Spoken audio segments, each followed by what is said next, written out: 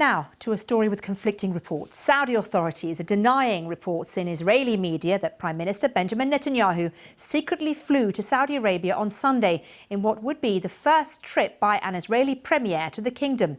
He's reported to have met Crown Prince Mohammed bin Salman and the US Secretary of State Mike Pompeo.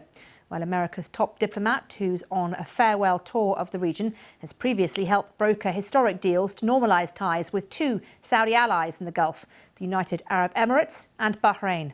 Well, Saudi leaders have so far resisted calls to normalise relations with Israel and have no formal diplomatic relations with the country. So a private meeting between the Saudi and Israeli leaders is of major significance. Publicly, however, Saudi Arabia has said it would stick to the decades-old Arab League position of not having ties with Israel until the Jewish state's conflict with the Palestinians is resolved. Well, the Saudi government have denied the media reports, with the Foreign Minister, Prince Faisal bin Farhan, tweeting that no such meeting took place.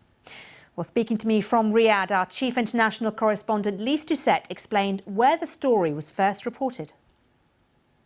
It's another Middle East mystery, it has to be said. The story first broke at an aviation tracking data where a plane spotter noticed what was described as an extremely rare direct flight from the Israeli city of Tel Aviv to the futuristic city of Neom on the northern coast of Saudi Arabia, private jet. It was said to have been a private jet that the Israeli Prime Minister Benjamin Netanyahu has used on other trips, and specifically to visit, for example, the Russian leader Vladimir Putin. So then the rumors started, and then this morning, Israeli journalists started saying with off-the-record sources that this meeting, very historic, highly significant, deeply sensitive meeting between the Israeli Prime Minister and the head of the Israeli intelligence Mossad with the Crown Prince of Saudi Arabia, Mohammed bin Salman.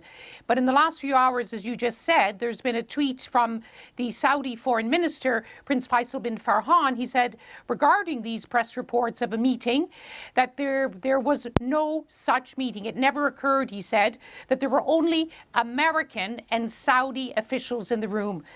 Off the record, senior Saudi officials are also denying that any meeting took place, that there were any Israelis at that meeting, which involved, was a last stop for the US Secretary of State Mike Pompeo on a 10-day, 7-nation tour. So someone isn't telling the truth. When Prime Minister Benjamin Netanyahu was asked about it, he just talked about broadening the circle of peace. He wouldn't comment.